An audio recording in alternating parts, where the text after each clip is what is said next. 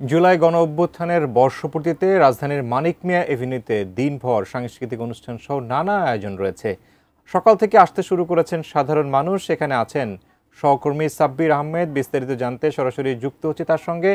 সাব্বির, আমরা যতটা জেনেছি যে 12টা থেকেই এই অনুষ্ঠানের আনুষ্ঠানিকতা শুরু হয়েছে, বিভিন্ন রকমের আয়োজন নিয়ে আজকের এই দিনটি, পুরো দিনটিতেই আসলে আয়োজন চলছে।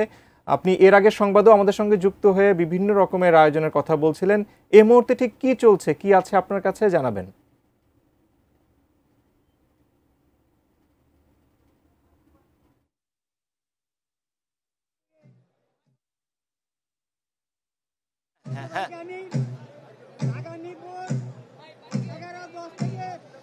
ধন্যবাদ শাকুর।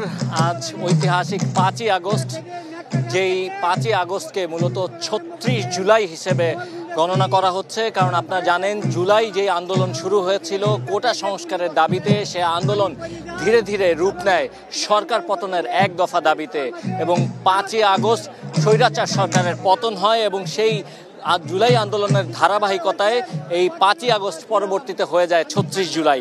আজ সেই 36 জুলাই, এবং এই 36 জুলাইকে বাংলাদেশের মানুষ নতুন বাংলাদেশ হিসেবে উদযাপন করছে। নতুন বাংলাদেশের যে তৈরি হয়েছে, সেই নতুন বাংলাদেশ তৈরির 1 বছরের বর্ষপূর্তি হিসেবে উদযাপন করছে সারা দেশের মানুষ। যেমন জুলাই আন্দোলনে শরিক হয়ে স্বৈরাচার পতনের দাবিতে রাজপথে নেমে এসেছিল, ঠিক তেমনিভাবে আজকের এই বর্ষপূর্তি অনুষ্ঠানের আয়োজনে সর্বস্তরের মানুষ, বিভিন্ন স্তরের মানুষ সড়কে নেমে এসেছে। এবং মানিক মিয়া অ্যাভিনিউতে যে 36 জুলাই আয়োজনে উদযাপনের যে আয়োজন রয়েছে, সেই আয়োজনে তারা অংশ নিতে এসেছেন, এবং তারা যেটি বলছেন, তাদের নানা ধরনের বহিঃপ্রকাশ আমরা শুনতে পাচ্ছি। তারা বলছেন যে এই যে আন্দোলন শুরু হয়েছিল, সেই আন্দোলনটি মূলত আসলে মানুষের দীর্ঘদিনের পুঞ্জীভূত যে ক্ষোভ, সেই ক্ষোভের বহিঃপ্রকাশ ছিল। এবং সেই ক্ষোভ থেকেই মূলত সাধারণ মানুষ এক কাতারে দাঁড়িয়ে রাস্তায় নেমে এসেছিল, এবং রাস্তায় নেমে এসে তাদের যেই আন্দোলন, তাদের যেই চাওয়া, সেই আকাঙ্ক্ষার প্রতিফলন তারা ঘটিয়েছে।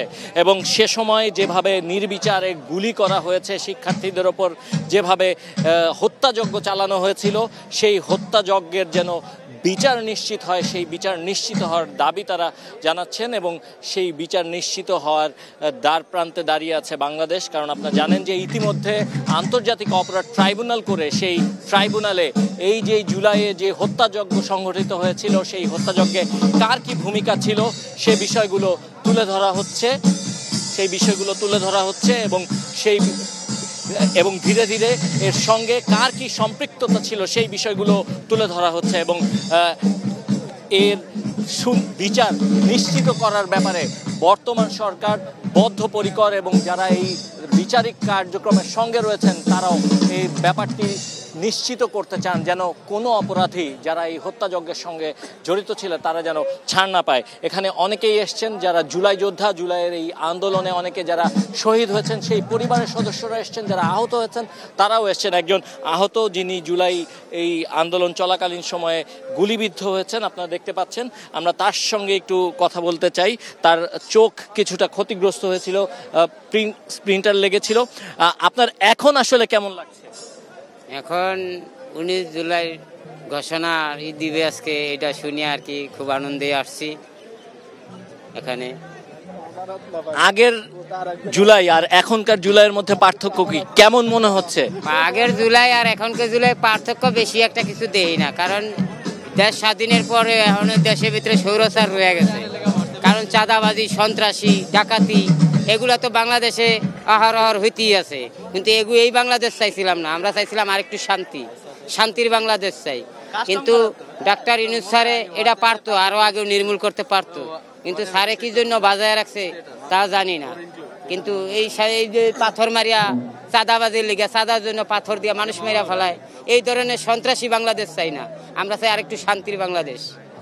শুনছিলেন, তারা শান্তির বাংলাদেশ চায়, হানাহানি, ভেদাভেদ, চাঁদাবাজি, দুর্নীতিমুক্ত এক বাংলাদেশ তারা চান, যে বাংলাদেশের জন্য তারা আসলে বুক পেতে দিয়েছিলেন, গুলি খেয়েছিলেন। এই ছিল আমার কাছে এই মুহূর্তে 36 জুলাই উদযাপনের যে আয়োজন, সেই আয়োজনের মানিক মিয়া এলাকা থেকে সবশেষ।